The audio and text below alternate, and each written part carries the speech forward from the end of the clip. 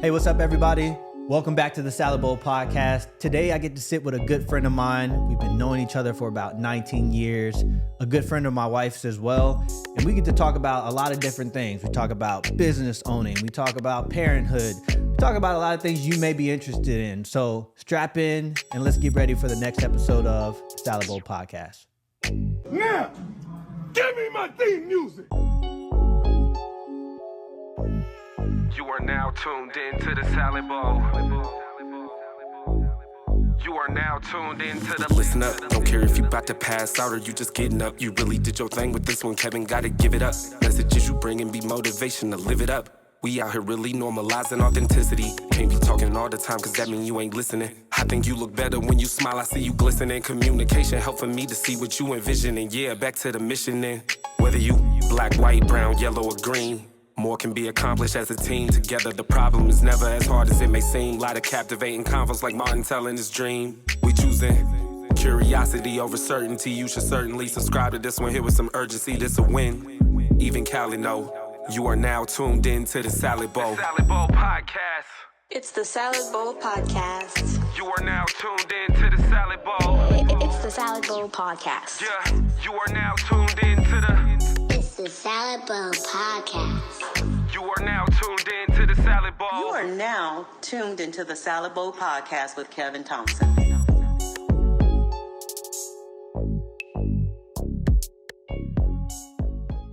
All right, everybody, welcome back to the Salad Bowl Podcast. Today, I have a longtime friend of mine that's going to be sitting here talking with us. We've known each other for about 19 years, and I'm excited to welcome Laura Green to the Salad Bowl Podcast. Welcome, Laura. Hey, thanks. Hey, I'm happy to be here. Yeah, I'm happy that you are here. I heard you were coming to town, I was like, this is somebody that I have to have on the podcast. Brings so much to the table, and y'all will find that out really, really soon. So me and Laura have known each other for we were just talking about that on the ride over, about 19 years. Yeah, it's been a long time since we were college babies. Yes. I mean, so I met Laura by way of my bride. Mariah was going to college. It was her first year in college, and she met you. And of course, me trying to slide up in the dorms and continue to holler at her and continue our relationship, I got the pleasure of meeting you. A true pleasure. During that time.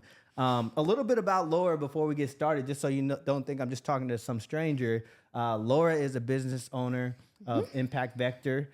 She's a mother. She's a daughter. She's a sister. She's a wife to Jeremy Green, who is a engineer and a musician, and they currently reside in Atlanta. You kind of bounced around Georgia, but currently reside on the east side of Atlanta, which is a very special place for me. That's kind of where I came up. Don't want to get too far into the intro because I feel like I want you to explain a little bit of who you are, but that kind of leads into the first segment of what we talk about here on this podcast. We call it the harvest, where we get to the roots of who you are, right? Yep. Kind of like the spin of the Salad Bowl, right? I like it, yeah. And so I want to know about you. Of course, we've known each other for a long time, but can you tell me about who Laura Green was in coming up in this world? What led you to this current moment right now? Yeah, that's a good question. And it's funny to think about, like, you know, when you're growing up, you obviously don't know how it's going to turn out. So you don't know which parts are important along the way, right? So it's just sort of a funny way to look back on it. But I grew up in the suburbs of Atlanta. Like you said, I have a sister, and we're a pretty close family growing up. We lived in a pretty homogenous, affluent community, which was very quickly boring for me.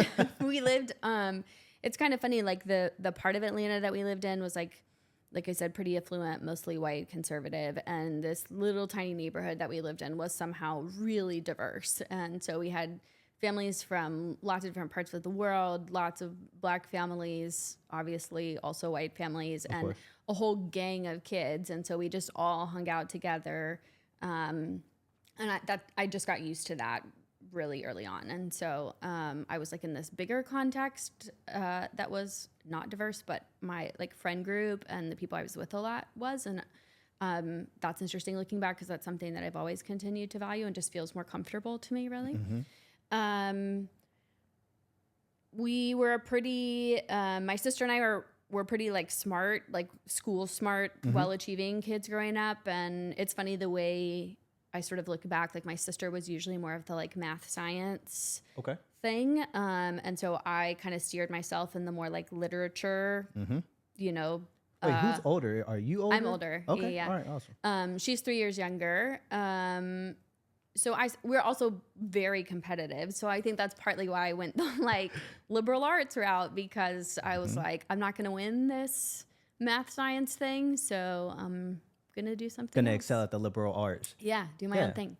And then my parents are pretty like, we had a pretty like business oriented family. So, you know, you've probably heard some people call themselves serial entrepreneurs, like entrepreneurs who start stuff over and over.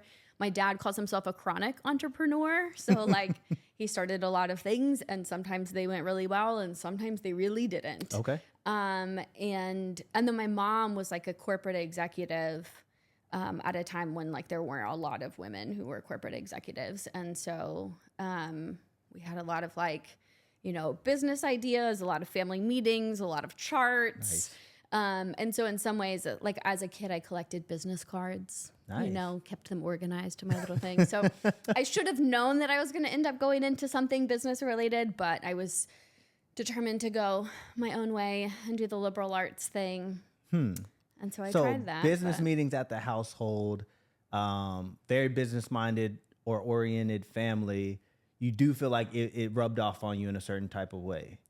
Yeah, I mean, I think some of it is like the way, like the context that I'm used to is like, in some ways, is very structured. Like I grew up thinking that way. I grew up with my dad. We had so many. Some of them were things that we actually did, like little businesses, and some of them were just ideas. Like, you know, my sister grew tomatoes in the backyard and then would walk door to door and sell them in the neighborhood, or like, you know, the like mistletoe grows in trees in the wintertime. My dad would climb up these huge oak trees and cut down the mistletoe. Wow. And my sister and I would like bundle them up and stand in front of Kroger and sell them for $5 a bundle. And, and then he had this thing about starting a shave ice company. Like he wanted us to go to all these festivals, which at this point we were a little older and we were like, Dad, no, we're not doing this. But he was like, this is a great idea. Yeah. So yeah, it was just like a lot of ideas. We saw him like run with a lot of ideas. We were always talking about them. And,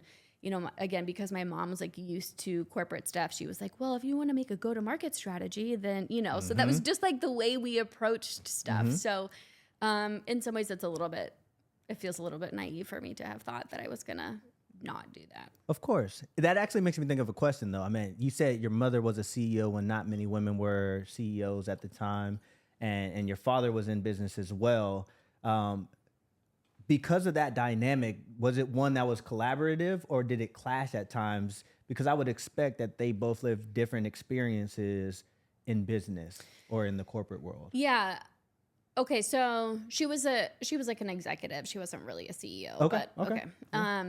But still. Yeah, I think that what I learned most, or what I saw was the most different there, is they have very different tolerance for risk. And I think that was probably the thing that I saw play out most often. That, you know, now in my work, you know, I don't want to fast forward too far, but I support entrepreneurs in my work now. And so that's one thing that I coach a lot of founders and entrepreneurs through, is like, if you're the kind of person who's going to like jump on an idea and run after it, you have sort of a higher risk tolerance and you want to move more quickly, you're going to make a certain set of decisions. Whereas like, if you want to sort of slow play this and think through it in a way that's like very calculated and conservative, you're going to make different decisions. And so I think that's where there was a little bit of tension, is like obviously both of them wanting to support each other, but having very different tolerances for risk. Oh yeah. While raising a family, which is a risk in itself. Yes, exactly. All right. Yeah. Okay. All right. So you come from a business oriented family. What did high school look like for you, or like coming up through school look like for you? Yeah. That's funny. When I was younger, I went to this pretty small private Christian school. It was like a pretty sheltered environment. Okay. I had like the same 50 kids in my grade for kindergarten through 8th grade. Okay. And then I left there and went to this enormous public school where there were 800 kids in my grade. Pretty sure that was And a shocker. It was a shocker, yeah. And I don't think I even knew to call myself an introvert at that time, but it was just so many people. And again, we had been like in a pretty, socially conservative and sheltered environment that like even that was like a big culture shock. And I honestly hated it. Like there were some things about, sometimes going to the football game and feeling like you're a part of this group of people would be fun. But for the most part, I just was like, there's just a lot of like, it's a lot of noise. It's a lot of people. It's a lot of like shenanigans that I just was like, I just don't want to I don't want to be involved with that. Yeah. So then for the last 2 years of high school, I switched and I did this independent studies program where I did like some of it was like very liberal artsy and some of it was like, dual enrollment at the like community school and stuff like that. Would you, in looking back, would you say that you're glad you had that option? And like, was it beneficial to go that route rather than staying in a probably overpopulated public school? Yeah. I mean, I think it was better for the way I think. Like I think that's probably where I first began to notice that I was like a much more analytical thinker. Like I just like approaching something from a lot of, I think they call it like circular thinking, where like instead of thinking through a problem in a linear way, you're considering like a bunch of different things at the same time. And that gave me a lot more practice doing that and doing that at a different pace. And then just personality-wise, it was a better fit. Was it an idea that you brought up, or was it something that your parents noticed and was like, hey, she probably would work better in this space rather than the one we have her in? It was, I think they mostly started it for the sake of my sister, actually. Okay. Because she was like running in, the context she was in wasn't a good fit for her at the time either. And so it was something they were looking at there. But yeah, it was a thing that I feel like I probably had mixed feelings about it at the time, but it worked really well for me and allowed me to start like leaning into a context that was a better fit for just how my brain works, I think. And one that you're benefiting from to this day, right? Yeah, and it was honestly a lot more like a college context. I was going to class a few days a week and thinking about things in a more like thorough, comprehensive way. And so I was a lot more used to the way a college class worked once I got there. Yeah, I mean, I guess that led you right up to the point where you applied and went to Agnes Scott and graduated from Agnes Scott College in Decatur. That's Decatur, right? Yeah. Oh, yeah, so Decatur, Georgia. What was that experience like for you? It was good. It was, so Decatur's a small liberal arts college for women.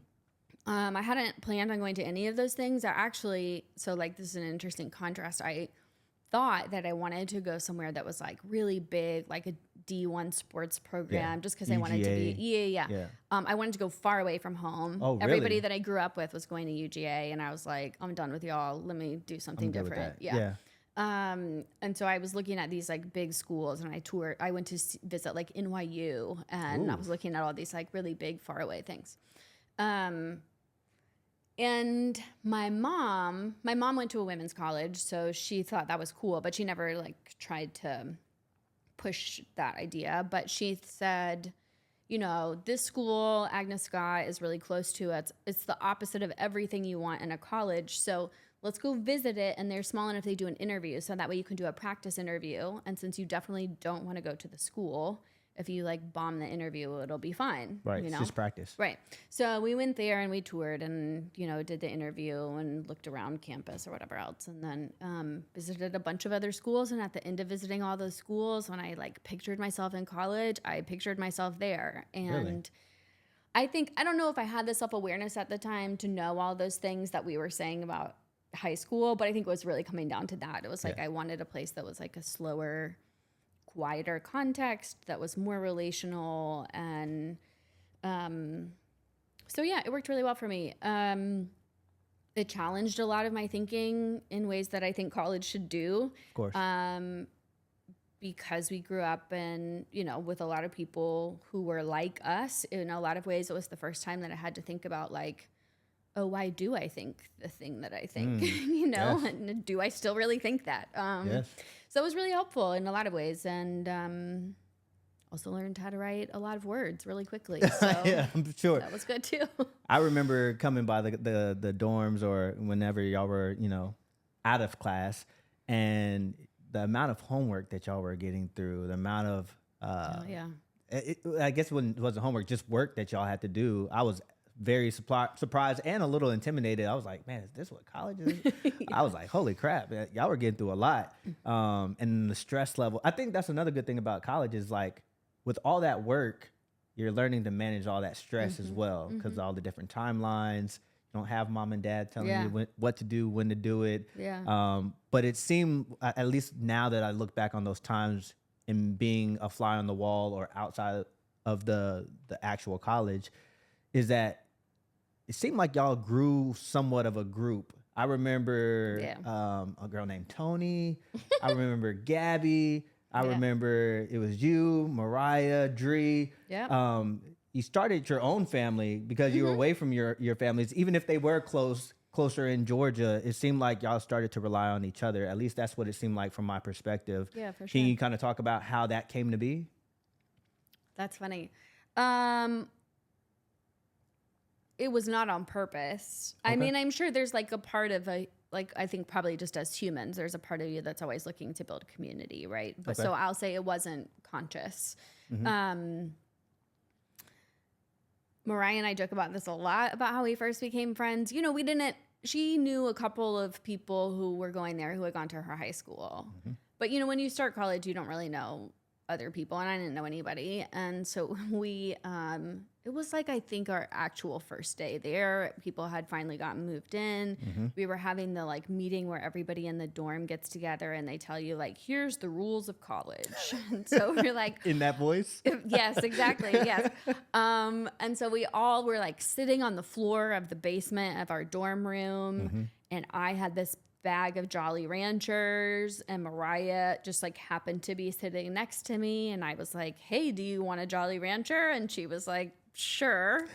And so we probably introduced ourselves. And then after the meeting, wow, young Laura was really funny. Oh, Laura's really funny as well. Not older Laura, Kevin. Older Come Laura. on, yeah. I think that I was so in that state, in that season, like, I don't think I knew how to, like, I don't know. I was just a lot more unfiltered in a lot of contexts. I'm unfiltered now in different ways. But anyway, after I knew, like, I had met these girls because I'd given them Jolly Ranchers. And so we were walking in the dorm room, like walking down the hallway, and I was like, hey, does anybody want to go get Taco Bell? And she was like, yeah, sure. And I was like, That's her weakness. great. Yeah, truly.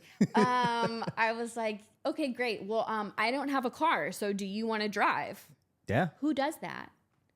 I meant that's a good segue to And she was like, sure.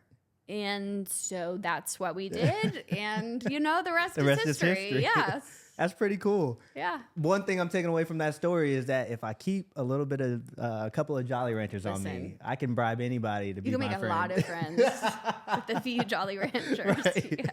All right, so we make it through the college experience, gain some new friends, kind of get into preparing for the real world after college. What did that look like in leaving college, leaving Agnes Scott College with a degree and setting off into the real world, as we call it? Yeah.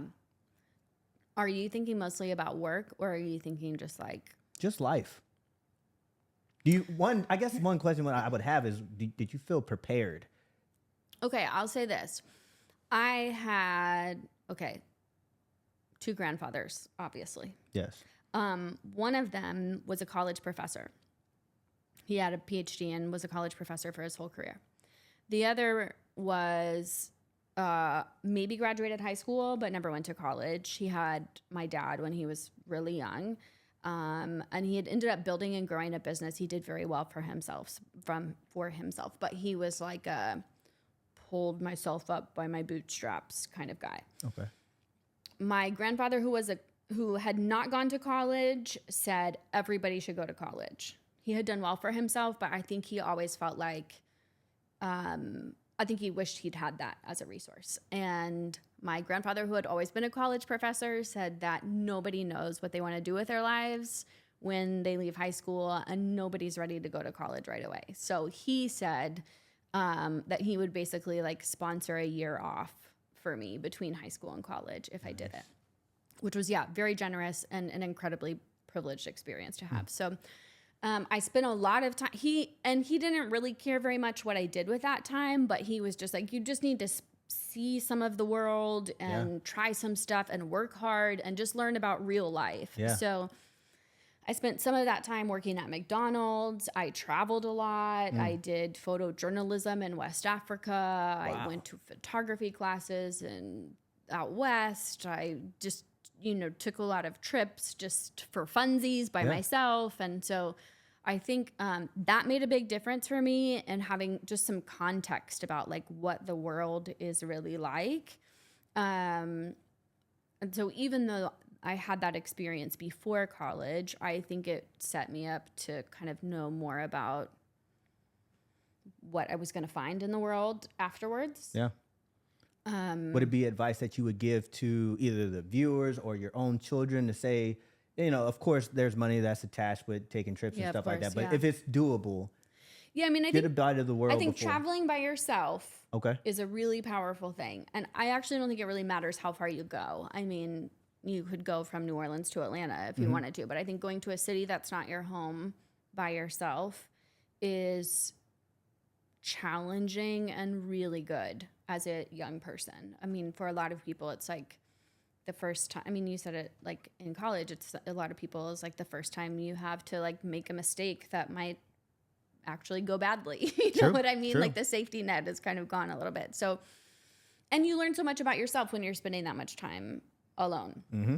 So I think, I don't think I feel strongly that like someone should not go to college right after high school, but I do feel like most people don't know why they're going to college after high school. And so like for my kids, I don't think I would push them to do that or to do it right away if they didn't know why they were doing it. Of course. I've always That's a thought long about ways that. away, so we'll Especially see. But with my background in the military, of course, Yeah. I didn't go to college Right. right after high school. I joined the military, and I knew in myself at that time that I was not mature enough or ready to step into a campus and handle my business.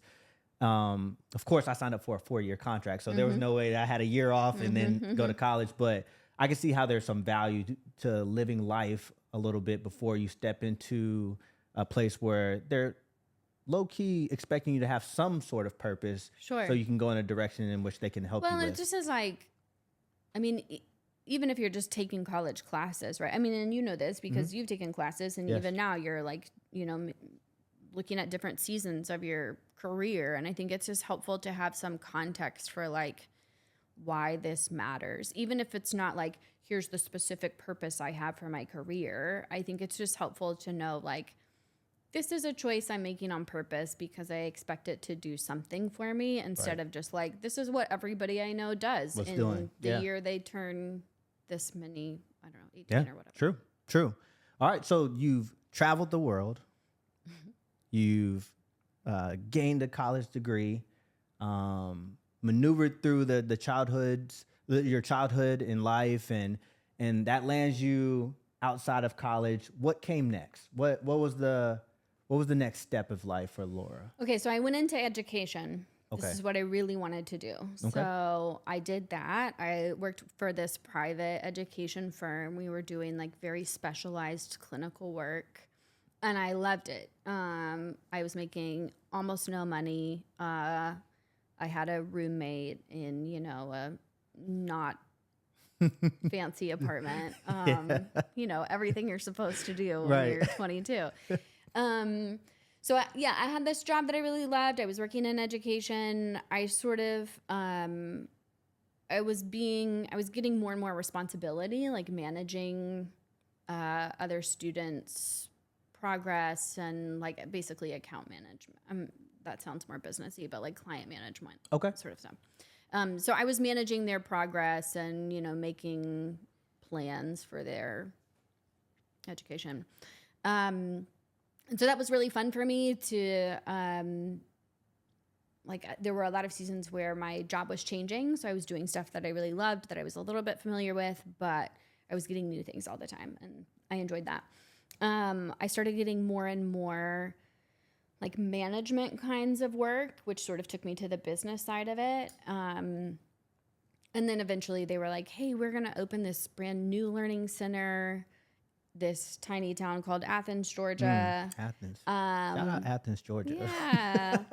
And they were like, hey, see if you can go start this whole new office there, see what you can do. Good luck. And I did it, and it was so fun for me. Yeah. But it was not like anything that I had ever done before. And so here's where I see all these things that we talked about my family growing up is like, oh, these are the things that I've always like. This has been the things that I was doing then for that job were things that I had really been doing my whole life without realizing it. And it Just came natural. Yeah, and I loved it. It was so fun. And they were, someone was like, well, this is called business development. And I thought it was really fun, and I was pretty good at it. And so I started moving more and more in that direction. I moved up in responsibility with that company, that's why we ended up moving to Athens, and then moved to DC to like manage their, like that metro area there. What's crazy about the Athens story is that I think that it's funny how big this world is, but how small it is. So, you went to Athens on a work gig, and then it had been years after college. Me and Mariah had gotten married. I think we were 1 or 2 kids in deep. We had two children at that time. And I get an assignment to go on recruiting duty to now recruit Marines in the populace of America. And I remember I was like, I want to go to Atlanta. And I was thinking like, they're going to send me because I'm a black guy to like Stone Mountain, like to a black area. And they were like, you're going to Athens. And I was like, not a black area. that's not funny, guys. Not a black area. But Mariah and my wife, she was so happy because she was like, Laura's out there. I was like, oh, no kidding. So it's crazy how like we had traveled the world. You had, traveled the world as well. Finished your college. And we ended up in the same small town. And Athens is not, I feel like the odds of anybody ending up in Athens is really rare, but the odds of like 2 people who know each other accidentally ending up there is wild. Exactly. Yeah. It was exciting because I remember, the excitement of us getting there. Mariah's main excitement was like, oh, Laura's here. And then you guys ended up having to move, but like still, I think we had like a solid year together. We did. Yeah. And it was worth that year. Yeah, it was great. Those very hard times for our family because that duty was your schedule was pretty hard. Yeah. It's on the schedule, so I wasn't around a lot. But to have that support I got to system. do school pickups one day a week. Yes. I didn't have kids then. Yes. And so, I got to spend a lot of time with your 2 oldest, and that was really fun for me. Oh my goodness. Like in my auntie era. You solidified the Auntie Laura position of the family. Yes. Locked that up. Yeah. So you left Athens, went to DC. You know what it was? It was more candy. It was more candy. You had those Jolly Ranchers. Lollipops, yep. I'm really gonna start carrying around. Actually, in the salad bowl here, I'm gonna add some Jolly Ranchers in there with it. Perfect. So you left Athens. You left us in our tears, and you went to DC. Yeah. And how was DC? Okay, DC was fun. I'm glad that we did it. My mother grew up in DC, so I have family there, and I knew the city pretty well because we went there a lot growing up. It is, people in DC are mostly there for work or school. Yes. And obviously a lot of them are in politics. So as a whole city, it's just, everybody's just like very high strung and very stressed out. Yes. By contrast to Atlanta, which, as you know, I mean, we were even talking about this earlier, is like very low key, sort of slower paced as far as big cities go. And so it was different in those ways, but a lot of fun. There's a lot to do and see there. It's fun to be able to walk places. I have an aunt who lives there, so we got to spend a lot of time with her. Yeah. So that was really fun. I always say that DC is just Atlanta with a job. right? So like, That is funny because there's this like sort of, I don't know if you see this, but there's this sort of thing going around about how like nobody in Atlanta works. Like you could be out at like 10 on It a seems Thursday like that. and everybody's just like around. But you're right. every time I drive through Atlanta, I'm like, it could be 10 o'clock in the morning, it could be 2 o'clock in the afternoon. I'm Yeah. like, no one has anywhere to be. Where yeah. Y'all just Who out in these works here? streets. Yes, exactly. Yes, true. That's true. Yeah, the thing about DC though is that it's also very expensive. We used to sort of joke that like however much you think something costs, just go ahead and multiply it times 3. Dang, And that's that much? probably yeah, it was a lot. So like the apartment that we lived in there was like 500 square feet, and we That's small. paid almost $3,000 a month for it. You're kidding. I'm not kidding. And what year is this? I mean, because this is not. This was 2017. Wow. Eesh. Yeah. $3,000 for 500. Yeah, it's insane. Square feet. Ugh. And we are like, we had these 2 big dogs in this tiny apartment with us. We are like space people. Like the stuff we like to do takes up a lot. We like to like build stuff and grow stuff and grill and stuff that you just can't do on like a rooftop balcony of your bougie apartment, right? course. So it was, I mean, it was like you could buy a really nice fixer-upper for $500,000. And it was just like the stuff that we like to do is just not going to work here. So it was like we could change our whole lifestyle and stay here, but like for what really? Because we came there for my job and I was starting to feel like less crazy about that job. We also got pregnant and had my oldest daughter while we were there. And our families live in Georgia. So it was like, well, I think let's go back. Yeah. You bring up a big milestone when Evie came around. Yeah. Evie's your oldest daughter. Yep.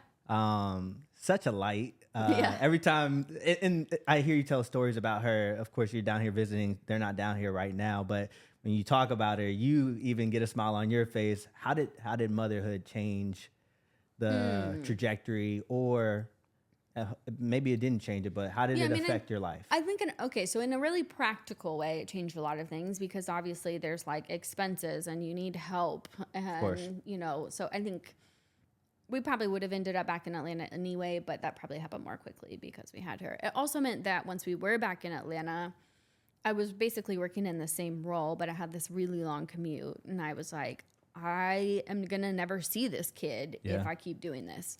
So it changed a lot of things practically in that way.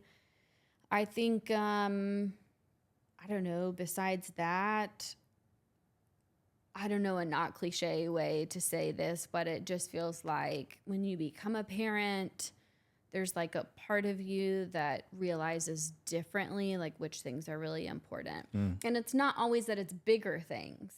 In fact, I think some ways it's like smaller things. Like I think one of the things that I really learned was like, you know, when people say like, oh, it's the little things in life, you know, like I just remember this one specific moment where I was sitting on my bed. Evie was like, I don't know, a year old. We're reading these like board books. And I was like, this is just such a cute, small, like a small moment, like a cute, you know, like it's the little things. But it's like, do you realize how many big things have to be handled in order to have a little thing moment? You know, like there's so, like, you're right. That's not a big thing, but there's so many big things that have to be right for that to happen.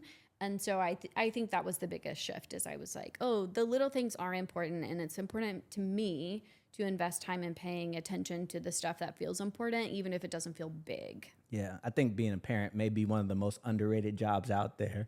Because to your point, like you said, there's some things that have to line up for you to get that smile or for you to have that 5 minutes and you're not completely tired and trying to go to sleep yourself. But it is the small things that really push forward.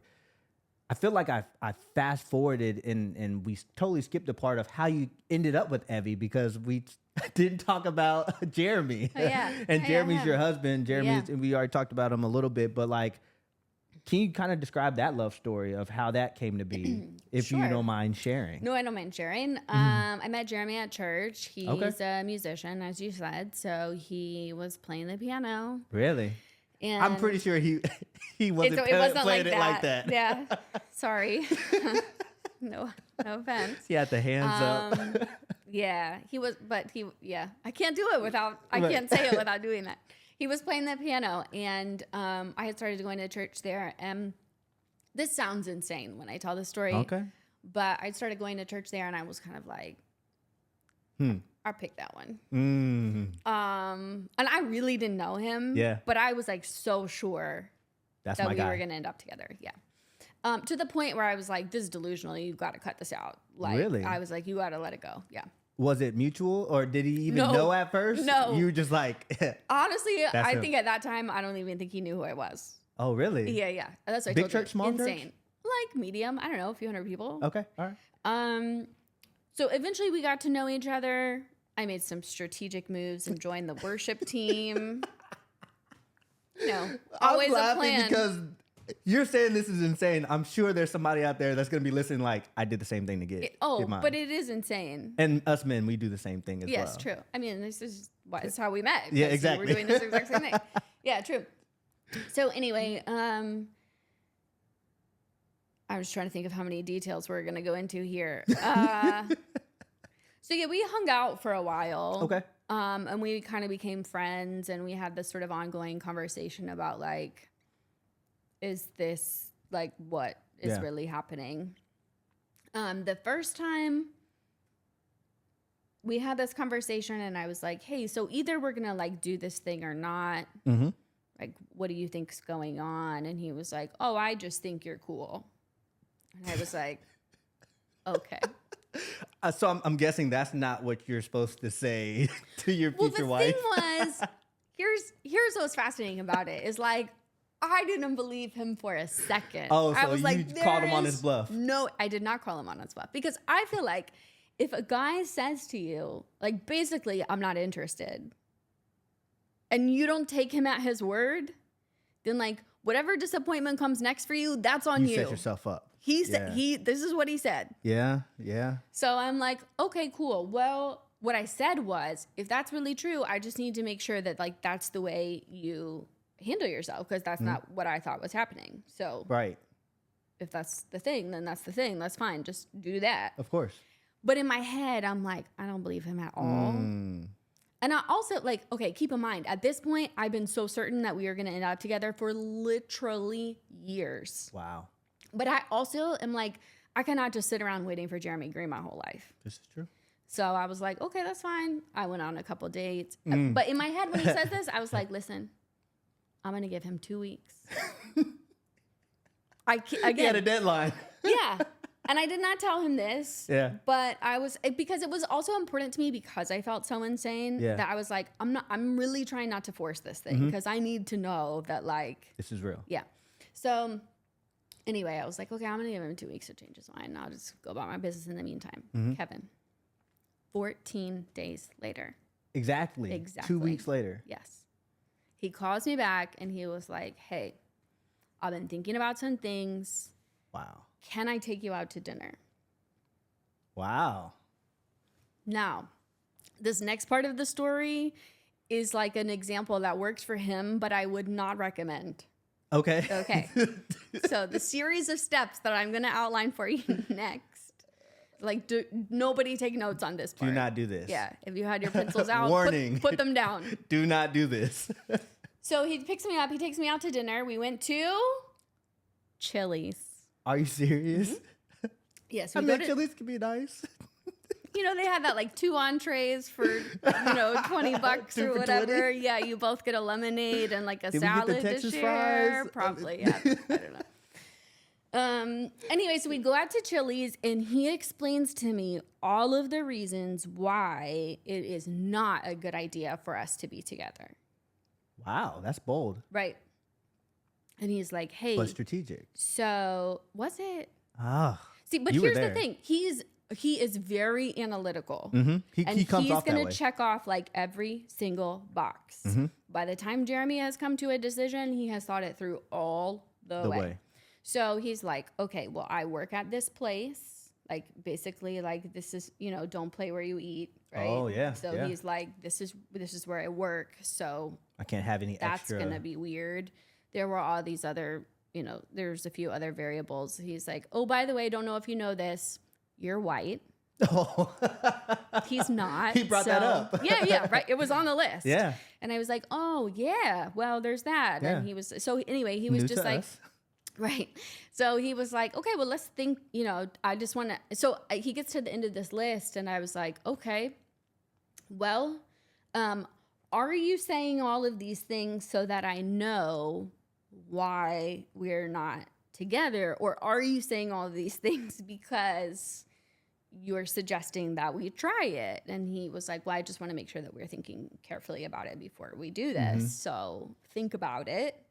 And, if you're game, then we could try it. Yeah. So, I mean, obviously, I said that I was going to take my time to think about it. And I obviously did not need to think about it because these were all things I had considered. So then I said, yeah, cool, let's do it. And then we started dating. So That's awesome. I don't think I ever heard that story from how y'all came together. But as you tell it, and I've met Jeremy plenty of times. Yeah. We've hung out plenty of times, and I'm like, I can see it's him very saying on all- brand. Yeah. I definitely can see that happening. He's that like way. doesn't hold any punches. He's Yeah. just gonna say what kinda he say it thinks. straight. He's gonna think it through. That's a all good the way. quality to have, though, because I think that's how you do deal with relationships who people are like, oh, you're playing with my feelings, you're messing with my Yeah. time. There's a resentment that grows there. You want to That's kind not of our style. Yeah. Analytical minds. I like it. I like it. So marriage, Evie, and then there's some more babies that come along as well, right? Yeah, there are later. I also have 2 younger boys. Two younger So boys. there's 3 years between. They're delightful, but I don't want to share a ton. I could say like a couple things about him for the sake Please. of. Okay, so Ezra is amazing. He's very creative and imaginative. Yes. We call him like our sour patch. He can be very sour and he can be very sweet. And he just like knows, he just perceives a lot, which is fascinating. That's awesome. Yeah. That's awesome. Yeah. I want to say, one, thank you for sharing. Yeah. And what I'm realizing in real time is that there's a protection that comes with our children of like, hey, you talk to a parent in real time out in the streets and everybody's not so willing to share because they know that everybody doesn't have great intentions for them or their children. Honestly, I feel like protective is the right word. And I feel like, you and I we were saying earlier, like, if somebody asks me a question in conversation, I'll answer almost any question. Like I'll tell somebody almost anything about me, but my kids are like too special and too magical. And it's like, I don't know y'all well enough for you to have access to them. Exactly. I need them to stay as magical as they are. And not everybody gets access to that. 100%. So One thing I think we've worried about in our household was like, and hopefully this doesn't come off overprotective, but like we want to preserve our children's innocence as well. I feel like if you allow people to insert themselves in certain aspects of your family dynamic, then you'll find yourself not raising your children. It'll be somebody else who has impacts in which you don't want. See, this is really interesting because I feel like a lot of ways parenting is like teaching your kid how to human, which is tricky because we've been humans a lot longer than they have, but we're also still learning how to human. Exactly. Right? So there's a lot of ways where I feel like I don't need to give you all of the information right now, but I do want to already now be teaching you how to make decisions about this information, even though it's stuff you don't have. So, Of course. My daughter is 7, and so we've started to talk about like play dates and stuff like, and what are our rules for play dates? And it's actually like, as we've been thinking about those things, I have a few questions that I want to talk to parents about before I let her stay at hang out at someone's house. But I actually am not concerned about very many things because I feel like, I want her to stay physically safe, and that's what my questions are mostly about. But I trust that she knows how to handle a lot of situations. And there's a lot of things that like my parents had a lot of rules around that I actually don't have a lot of rules around because I feel like she knows how to make decisions about those things and she knows what to do when she needs to draw a boundary. Yes. I think the cool part about that, and hopefully this comes off as a compliment to you, but like she gets that from her parents. You know, like if you are the one teaching her how to do life, those social cues and things that you're confident that she has and that she can, you know, fight against when mom and dad aren't around, she gets that from y'all. So like kudos to you, mom, and kudos to you, dad, out there, because like you said, it takes a lot of big things for those little things to line up for our little people. Yeah, true. So this is what we're going to do. We're going to move into our next segment Okay. of the Salad Bowl podcast. We call it the toss-up. Okay. And this is where I'm actually going to use my prop here. This is the part I'm nervous about. Don't be nervous. We're going to do the toss-up. And really all it is just random questions that I've predetermined. What we do is we put them all in a bowl. Do they all say the same thing? They don't say all the same thing. Okay. So It's not we rigged. have about like 25 questions in there. And I need you to pull out 5. We'll do one each, but when you pull it out, you'll just hand it to me and I'll read you the question. Okay. And it's usually like an either or question and maybe a little bit of context behind it. And then we're going to get through these 5 questions and we'll move on and you won't have nothing to stress about. Okay, great. Are you down to do this? I'm ready. Okay. All right. What's the first one? Go ahead and reach over and pull it. Get one off the bottom. All righty. Here it is. The first question of the toss-up is, would you rather be known for what you endured or what you created? Good one. I think what I created. Why is that? I think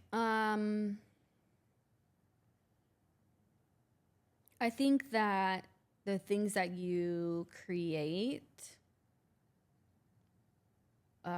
tend to be more lasting. And so I would rather be known for something that lasts longer.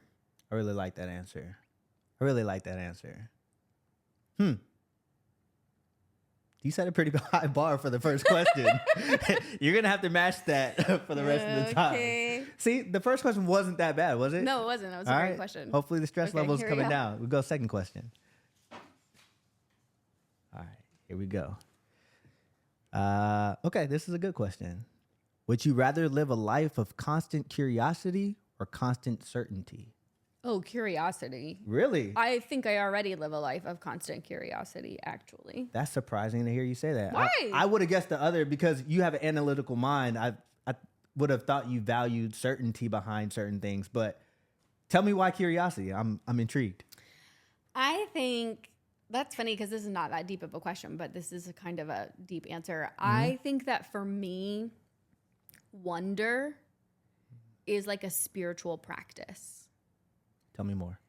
I just think that like those moments, and we're not good at having them as adults, I think, where you just are like, whoa, that, whatever, that's cool, that's unbelievable. For me, I'm like kind of a nature hippie nerd, so it usually has to do with something I've learned about plants or animals. Okay. But I just feel like those moments of like feeling wonder or amazed is like a spiritual discipline. Like I just think that that's a way that we begin to connect with and understand, like, I don't know, whatever you want to call it, God, the divine, something bigger, you know.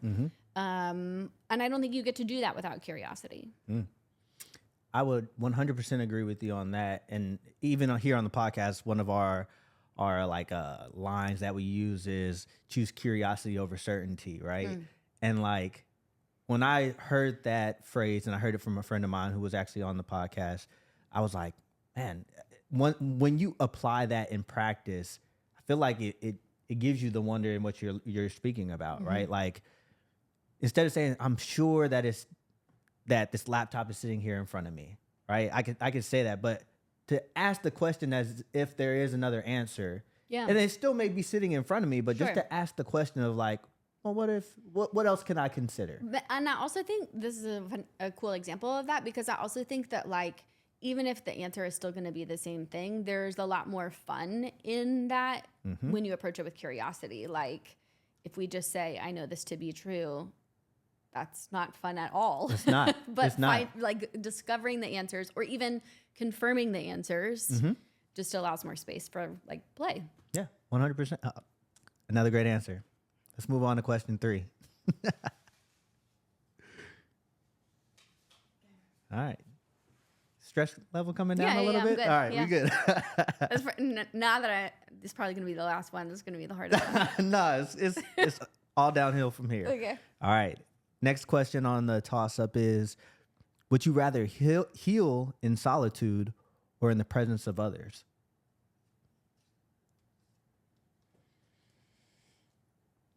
I think I know my answer, but I'm just double checking.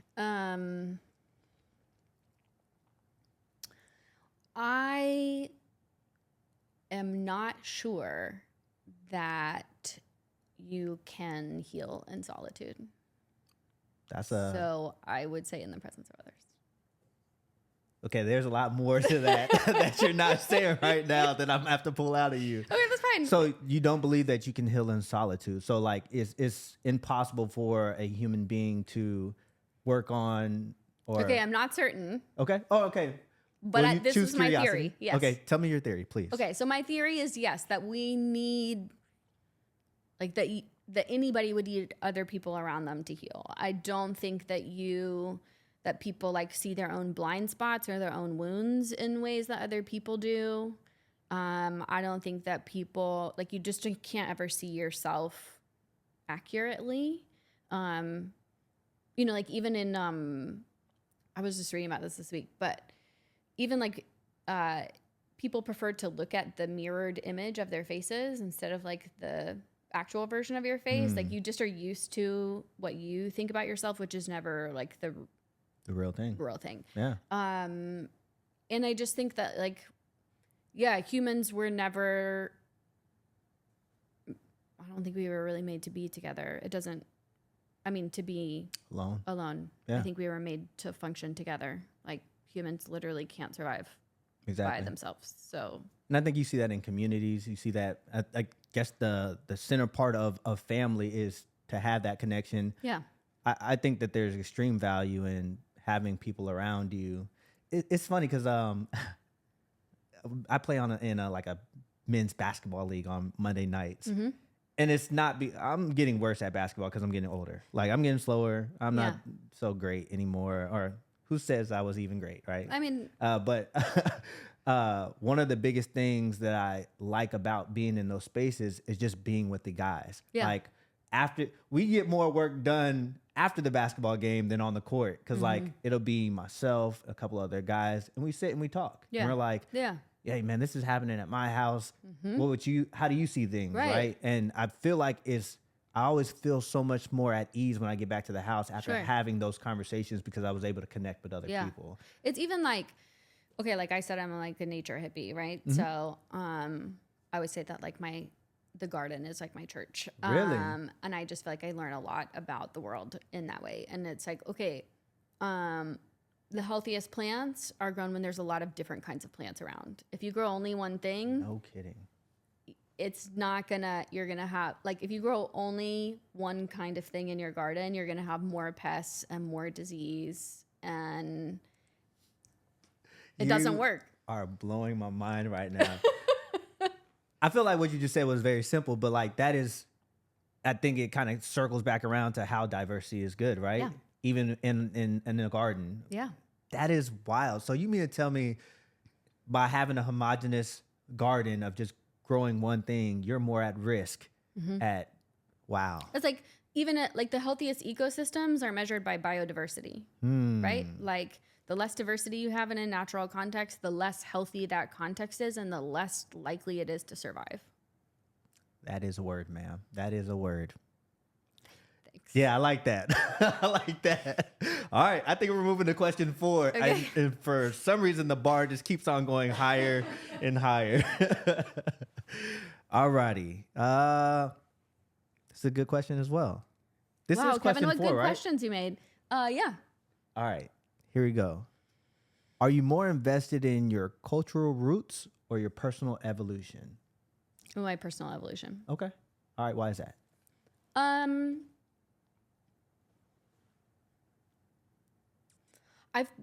I feel like cultural roots. It's a little bit confusing to me. Like, I feel like I don't have like a strong particular culture besides, I guess, that I like feel like I really resonate deeply with. Like, I guess I would sort of identify as being like culturally Southern, I guess, in some ways, certainly not all of them, but I don't feel like I have like very deep cultural roots of a particular kind that like feel particularly resonant to me. Okay. So personal evolution is more something that you would lean into. Is it, I guess the question that comes to mind as I talk about personal evolution is like, this is an honest question too, because I'm sitting here and I don't know the answer to it. And I guess I'm choosing curiosity is like, is there a culture that starts with your personal evolution, like that you pass on to your children? Yeah. What do you think? Yeah, I mean, I think cultures can be created. Okay. Again, I don't think one person can create a culture, right? takes Like by many. yourself, like just by definition, culture has to do with groups. So yeah, I think that you can be a part of creating a culture, and I think that it's important. Like part of the personal evolution thing that I value is I think it's important for us to like be always pursuing and discovering who we are, like who you were made to be. And I think that can help you create a culture, whether it's in your family or, you know, whatever other kind of community. But yeah. Nice. Approaching the finish line. We're at the last question. Okay, All we right? can do it. Watch, this is gonna be the most simple question, right? you're gonna Okay. get off easy. Oh, I feel like we kind of hit on this one, but we'll go ahead and go with this question. Okay. Would you rather live out loud or move in silence?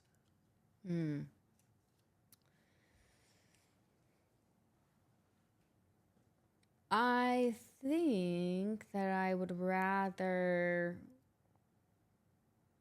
live out loud. Okay. Why is that? Well, for one, I just like process out loud and talk a lot. So whether literally or metaphorically, it would be hard for me to move in silence. It's just not really my style. But yeah, I think like similar to the stuff we said earlier, like I think people grow together. I think like great things, like good changes happen by like people working together or learning from each other or whatever. So I think if you have something good happening or that you have to offer, then you should, like, why would you sit on it? True. I think in context of like sometimes like social media, right? Oh, sure. And the things that I find myself sharing on social media are the things I feel like I can't keep to myself. Like pictures of my family, or we went on a family trip, or, you know, I'm doing this. It's like sometimes it's hard for me to contain it. And like my want to share with other people is not a reflection of like, I want to show off what I have, but it's like, man, I feel like that's how our world somewhat tries to stay positive. Like, I want to share with you what made me smile, so you smile as well, you know? So living out loud, I think, has its place as well when it comes to the dynamic. And I understand people who like to move in silence as well. And I don't really share a lot on social media. So I do think there's something to be said for like privacy and discernment. Agreed. Like not everybody needs to know everything. Yes. And there's plenty of times where like I might think about something carefully before I move it, like before I make moves on something or share it or whatever. So I don't think that means that everybody needs to hear everything, but I do think there is a such thing as oversharing. for sure. Hopefully I don't sound judgmental in saying this, but like I have an ick when it comes to like the things that I receive online. Like when people are having an argument with their significant other and they take to social media, or like with their friends. Poll. Yeah, and it's or if you could clearly see somebody being petty, or like, you know, I'm saying something around the topic, but it's hitting. Right. It's like, guys, don't you hate it when hypothetically this one specific thing happens? Don't you hate it when Kev calls you to go on a podcast? It's just so annoying. I mean, respectfully. Right. Yeah. You got to add the respectfully. Right. Just as like an example. Exactly. But To each their own. Well, that wraps up We did it. the toss up. See, it wasn't as hard as what you No, thought. it wasn't. Nothing to stress about at all. No. This is actually where we're gonna move to our next segment, Great. and it's brought to you by actually nobody because I have no sponsors. I'm just kidding. Soon, No, I'm sponsorship joking. spots available. Sponsorship spots are very available. Yeah, and I say that as your a joke. company name here. Right. Yeah. But we're gonna move to a section called mixed ingredients, and this Okay. is where we're gonna talk. There was two things that I wanted to talk to you about, and just get your worldview on it when it comes to your life experience. We talked about earlier. You and Jeremy are in an interracial couple.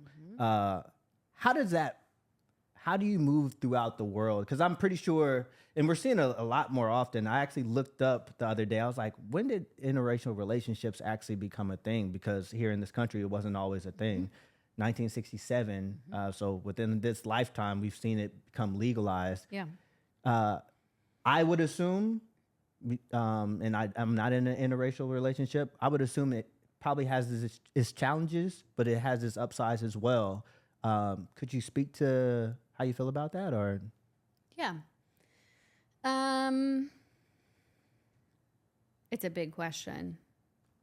I'm sorry. No, it's okay. I just have to think, there's like There's a a lot lot of of things you could say. to Yeah. it. Yeah. I think one thing that my mom said to us early on in our relationship, I mean, as we said, first of all, this is not a thing that he and I have like danced around. We talked about it from the very From the beginning. start, yeah. From Chili's. From Chili's, yeah. And I'll say, like, I guess just along those lines, like, I think that, that like anytime you're going to be in an interracial family context, especially, I think it's just important to do on purpose. Like, you're right. Interracial relationships are very common. Like more now than ever, of course. They weren't Agreed. always, but it really drives me crazy when I see people who like take it lightly or aren't intentional and thoughtful about it, because I just feel like there's some times where it's like, yes, it's funny. We grew up listening to different music and there's like jokes to be made or whatever. We essentially come from different cultures, right? And so that lends itself to lots of humor Yes. and whatever else. But I just don't think it's a thing to take lightly, just because of the history that race and interracial relationships have. And the way that race affects our context all the time. One thing that my mom said early on, which I guess is along those lines, is like the more ways that you and your partner are different often means the more difficult your relationship will be. And this is just like one big obvious thing. And I don't think that's always true, but it is a good way to frame it that, like, if nothing else, this is just a really big difference. Yeah. So yeah, I mean, I think there are some things that like we probably just talk about more explicitly than other families who, are like couples who are of the same race or who come from the same cultural background. Those are sometimes the same, but not always. Of course. Would talk about. It comes up a lot in the context of having biracial children, of course. And I could talk for hours about that. I mean, but and I'm sitting here and I want you to know that the origin of my question came from like me being, maybe I'll say this and then I have to clean it up afterwards, but Okay. hopefully I don't have to clean it up. But I'm a fan of you and Jeremy, right? And I always struggle when I say like I'm a fan of somebody, because like you don't need my approval for y'all's Sure. existence, right? Yeah. Like y'all love each other with Right. no one can ever. So I don't want to say like, oh, hey, good job, y'all. Good job for loving each other. Yeah. But I do, as your friend, see that there could be some struggles that y'all deal with that we don't deal with in Yeah. our family. And the fact that you have the bravery to brave that, raise your beautiful children and teach them either directly or indirectly how to navigate this world. Yeah. I just want to say my hats are Well, off to thanks. you. I appreciate that. No, I don't feel bothered by the question at all. It's a good question, and I talk about a lot of parts of this question with a lot of different people. I think it just what parts of it need to be talked about depend a lot on who we're talking to, right? Sure. Like, and a lot of it some of it has to do with the way that we interact with each other, but a lot of it just has to do with how we as a couple or a family move through the world in different spaces in which gas stations we stop at on road trips. Wow. Stuff like that. So it's all the things that, 'cause all the things that you don't think about. And I say you don't think about, I mean, I don't think about. And because something as small as an example like that is something I would have never thought about, right? Like depending, also the context of we're in the South as well. Right. And there's probably a different flavor of how people see things down South. They're usually, last to change when it comes to certain ideologies. But do you think that you would get a bigger or a different experience if you lived further up north, or do you feel like it would just be a different dialect of what you deal with down south? Well, I mean, I haven't lived up north, so I can't say for sure, but I think it's probably just a different flavor of the same thing. Like, I think my guess is that in the South, a lot of people are more comfortable saying stuff out loud that they wouldn't say other places. But I think there's probably still plenty of people who think those same things. I also think that, like, obviously there's a lot of segregated spaces, but I think that there's probably a lot more, like in a city like Atlanta, for example, black and white people have been in shared spaces for a long time. Yes. And so I think there's sort of a higher tolerance for that. Yeah. There would be in other places. I would like to think, and this may be positivity propaganda or my optimism speaking out loud, but like, I would also say that, yeah, we know that this stuff still exists in the world or in our country, but I would also say that I think there's more people willing to stand up for what is perceived to be right as well. I would say that I would like to think that there's the possibility of less bystanders and more people who would correct issues. And I could be completely wrong, but maybe that's just my optimism. But. No, I mean, I think that's probably mostly true. But I also think that, like, in some ways, because conversations about race, for example, are a lot more common now than they were even 10 years ago. True. I think that it's probably easy for a lot of people, white people especially, to feel like they've done all the work that they need to do. I'll say we, which it's much easier for us to feel like we've done all the work we need to do. And that, like, well, obviously we're not racist, so it's fine. When it's really like, no, we need to continue to check ourselves and not be done with the work. And so I think, like, yes, there's as a general consciousness, we are probably behaving in fewer and less frequent problematic ways. But I also think it makes it easy to be, like, lazy. Agreed. Yeah, get complacent. Yeah. Okay. Well, thank you for those answers. The second thing I wanted to bring up with you after the interracial relationships was on the topic of course, in me saying that I'm a fan of you, you're very close to our family. We've known each other for a very long time. I would say that from my point of view, you balance a lot. And I think you do a hell of a job at doing it, right? So from being a mother to being a wife to the moves to the different career changes to everything. And even, and next we're going to be talking about your business. But, like, before we get into what you do for your business and your branding, I really want to talk about how do you manage it all? I mean, it's somewhat of like a superwoman act here. Like, and one thing that I'm finding out that is more common than what I would say that I knew before is that what it takes for a woman to do all the things, a lot of the times unthanked, a lot of the times just because it needs to be done, or the societal pressures of, the situation. I think sometimes what y'all do is gets overlooked. But if you could explain to the viewers and even to myself on like, how do you pull something off like that?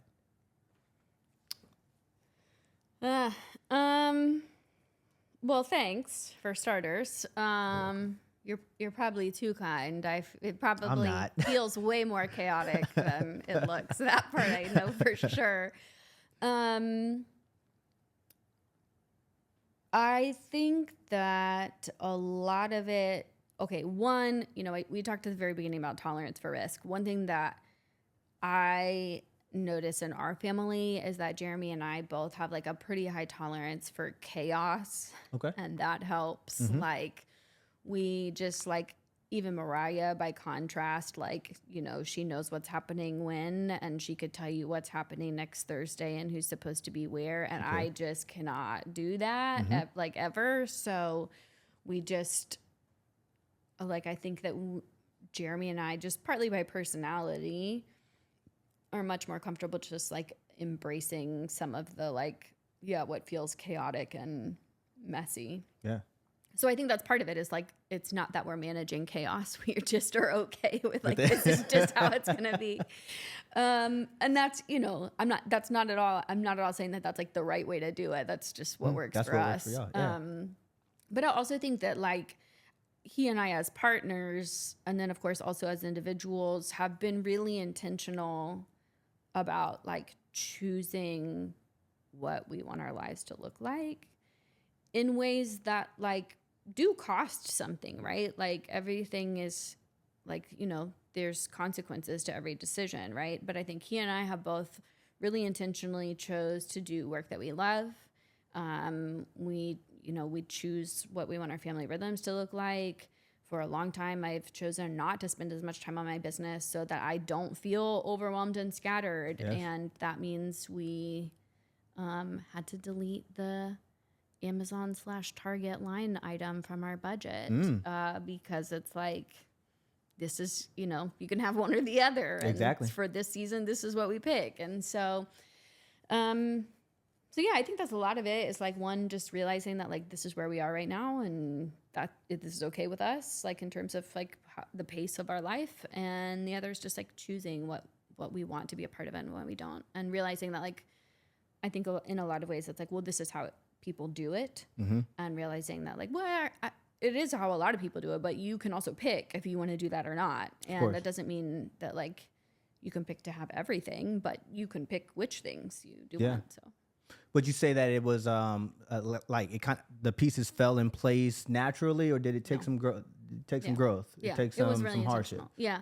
So like, and some of this you probably already know, but you know, when Jeremy and I first met, he was a high school teacher, and he's been a musician since he was 6. And, you know, he started doing music stuff for work when he was 9. So that's always been a part of his life. But he was really intentional to work a regular job for a while and until it was a good decision for him to make that jump. And then he spent a lot of years building his career. And, you know, we have, you know, as part of our conversations about, you know, managing our family, we're pretty intentional about where we're investing our time and work.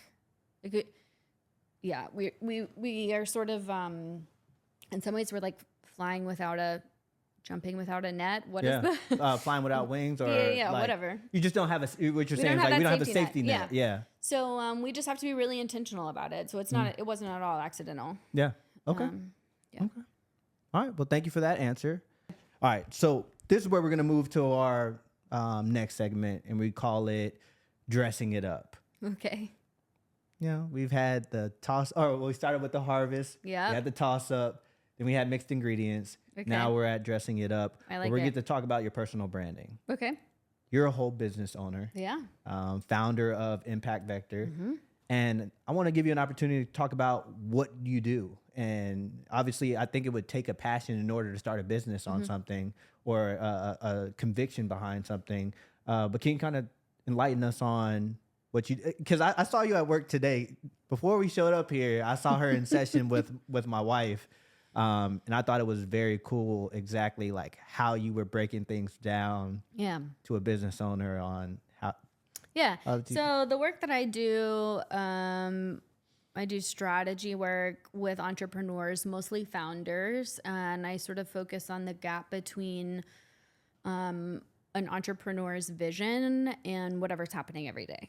So sometimes there's a lot of space in there. Yes. And so my clients really fall into 2 categories. One are people who are like, here's this idea that I have. Is this even possible? And the answer is usually yes, if, or yes, but, you know, like, again, you have to do it on purpose. So, that's one component of my work. And then I also work with a lot of entrepreneurs who have built something, and they're sort of coming to terms with the idea that they built something that isn't what they wanted. So usually they're people who, like, the money of the business is working, but they are not loving what they're doing, or they're not doing the kinds of things that they hoped the business was going to do. And so in both of those cases, I help folks. I lead with vision first, always. A strategy is a plan to get you somewhere. So you can't have a strategy if you don't know where you want to go. So Exactly. I always start by figuring out what your real vision actually is, and then breaking down, like you heard, in a way that's like very specific, how exactly we can get there. Yes. I mean, how did you come across, one, knowing that you had this gift in order to break things down for people to help understand what their vision and their purpose is with their businesses as far as entrepreneurs? Like, how did you know that you had that talent? Yeah, that part I do. I feel like I've been like circling around it for forever. So, you know, we talked about like the early part of my work, and then I ended up leaving that big company and working for a nonprofit, and I helped relaunch the nonprofit and do some strategic planning with them. So the context in which I was doing these things was really different, but the things I was doing was really the same, because we were starting over and we were saying, here's what's most important to us, and here's the plan for how we're going to do that. And I worked for a few different startups and nonprofits doing similar kinds of things. And there were a couple of things I noticed. Is one, people were experiencing the same tensions at the same stages of business in a way that I guess I thought was just like a one-off early on. And I was like, oh, this one business has this tension, when it's really like, no, this happens to everybody. Yes. And so as I started noticing those patterns, I was like, oh, and they happen to be things that were fun for me, right? So I was like, okay, well, this is cool. And the other thing is that I realized how, like, what a soft spot I have for founders and entrepreneurs, which I really think has a lot to do with how I grew up. You know, it's like, I know how, to you as an entrepreneur, like how precious your vision is to you. And people are really like passionate, but also really protective over that. Like, it's a vulnerable thing and people feel really defensive about it, which is appropriate. Yes. And I feel like we need people to do those things that they're passionate about. But I've also seen, like, it could go really well, but it could also go really badly. That part. So, like, please let me help you take care of this thing that you care so deeply about. And, like, entrepreneurs can't help but have their hearts wrapped up in their business, Of course. you know? So it's like, please let me help you protect the thing that you love. Yes. So that's what I talk about a lot, is helping people build and protect businesses that they love. And a lot of times that means helping people run businesses who, like, really don't think of themselves as business people. They have a thing that they really love doing and they want to make money doing it, but they don't want to think about, like, business strategy. And so I just help them connect the dots. What would you say is, if you're okay with sharing, but what is like a big no-no for you in these spaces? Like, if you're dealing with, say, for example, if I'm a founder and I'm just, would you say, like, I'm thinking, like, if I'm just in this thing for money, is that a bad thing or is that a good thing? Or does it depend on my vision? It's funny because this is what I'm writing my newsletter about. This is what I was working on today. I think it just depends on your vision. I think one of the things that I say the most often is, you get to pick. It's your thing. That's not the way I would build a business, but if that's what you want, you need to make sure it is what you want. You need to make sure that you realize what that means. It means picking that is not picking other things. Okay. And you should be clear about that. But if you're clear about that, then that's what you should do. Okay. So, I mean, I could feel however I feel about it, but if that's what you want, then you should do that.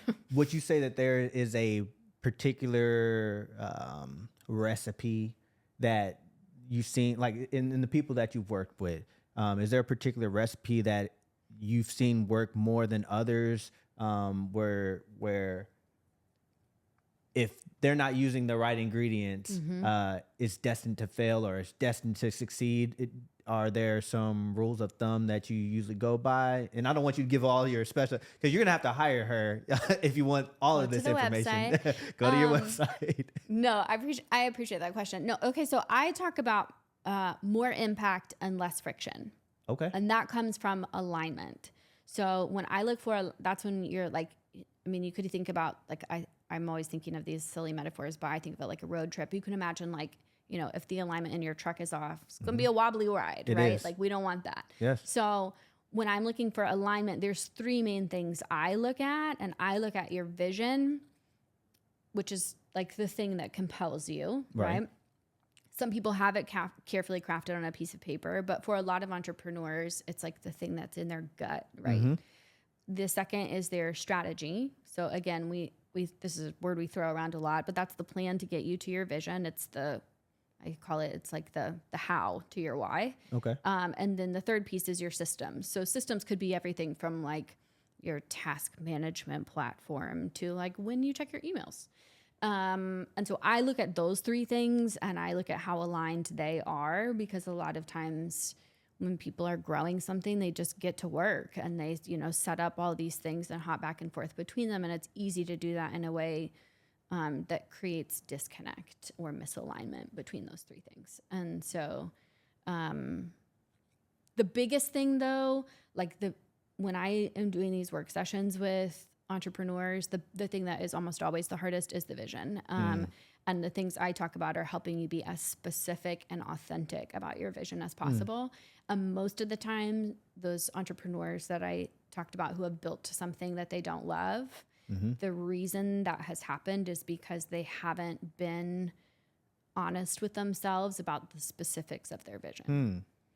It's like you gotta normalize the authenticity behind it, right? Exactly. Yes, exactly. Shameful plug, right? Yeah. No, but I feel like in finding that authenticity behind a founder's process or their vision, my question, and this will be the last question because y'all are going to have to hire her for the rest of these answers. I'm not just going to sit here and give you free game, but do visions change? Oh, sure. Okay, so they're not structured to where the vision you have must stay solid. Is it more of a fluid idea or? Okay, well, I think that a vision can definitely change over time because we're people who change over time. Okay. So some of it is like you're going to realize that you had misidentified part of it and you need to adjust that to match. And sometimes it might just be that you as a human truly evolve in what you care about or want to do, and so it's going to involve it that way. I don't think your vision should change every month. Of course. Right. Right. And so I think that those are big decisions that you should spend a lot of time thinking about. And I also think that if your vision is going to change, probably a lot of other stuff is going to have to change too. So you're probably not going to say my vision is changing, but everything else is going to keep going the way it's been going, right? That just doesn't make sense. So this is another thing that I say a lot is you just have to do it on purpose. You get to pick the thing, and then do the other stuff on purpose. Yeah. I like that a lot. All right, that's enough dressing on this salad. Okay. Too much dressing makes a bad salad. It does, yeah, exactly. That's bad. It gets all soggy. It's not, and we'll make sure we put all your links to, how to get to your business, how you can get Laura on your team. Yeah. If you are a founder or a starting entrepreneur, or even an entrepreneur who's been doing it a while who is struggling with vision issues. So the last part of this podcast is very simple. Okay. We call it the final bite. And this is where I just want to give you an opportunity. It could be based off of anything we talked about or anything that's on your heart right now on what do you want to leave a message. It could be for the viewers. It could be for whatever you want. But the good thing about this podcast is that no matter how many people watch it or don't watch it, I feel like this is our moment in time together where we get to document our interaction. And I think there's something special about that. And I want you to leave us with a final bite of whatever you feel at this time and place in life where you want to leave a message. Okay, well, with one, us. you did not prepare me for this question. I didn't. It was intentional because I wanted it to be spontaneous. Okay. Well, this is the thing that I believe deeply, and it shapes a lot of my work, and it also relates to a lot of the things that we've talked about. So I'll go with this. It's also very aligned with your work, the podcast itself and your concept. So I think that I just believe really strongly that everybody has this collection of things that they're deeply passionate about, right? Things that you care about. I say they're like the things that make your heart sing or the things that make your heart break. It's the stuff that you care deeply for. And then there's this other group of things that you're like really great at, whether there's things that come naturally to you or skills that you've acquired or whatever. And I believe that the intersection between those two things, like that's what we need from you. That's what you're here for. And like you have to do that and we need you to do that. So I think whether it's like in my children, in my friends around me, or in my clients, one thing that is really exciting to me is to watch people grow into understanding what those things are. And so I think, yeah. And then to celebrate that, like, that's a thing that only you can do. Like very few people are going to have that same little intersection that you have. So that's why we need you to do it. And we need you to lean into it and embrace it so that you can do your thing and somebody else can do their thing. And like, there's all of these, you know, stuff that's waiting to be done that no one else can do the way you can do it. And so,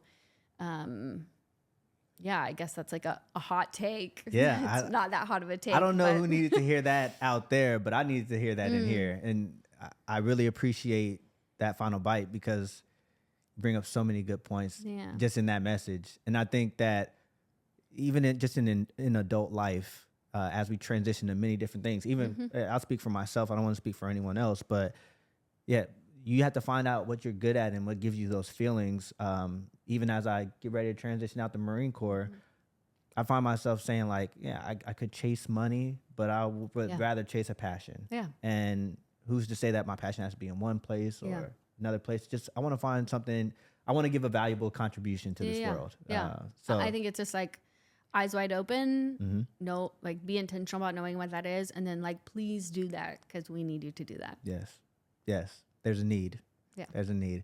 Well, Laura, before we conclude, I just want to say, and I probably said it already too many times, but thank you for coming to the podcast. I really appreciate you. I appreciate your family. Shout out Jeremy. Y'all are doing a great job as parents and as a couple. And I always get a little taken back because your time is valuable, and for you to spend it here with me wasting an hour and a half of your time, it just means a lot to me. Yeah. So I really hope that we can look back on this, or years down the line, maybe our kids might be watching this episode. Hey kids, and and they're like, our parents are Idiots. embarrassing. Yeah. That's probably what they'll say about it all. Yeah.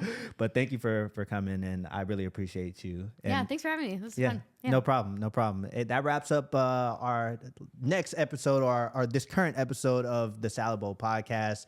Again, I'm your host, Kevin, and please make sure that you subscribe, like, and comment throughout the episode. It shows how much you actually support or how valuable these conversations really are to you.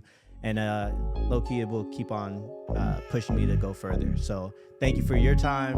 And that wraps it up for the Salad Bowl podcast.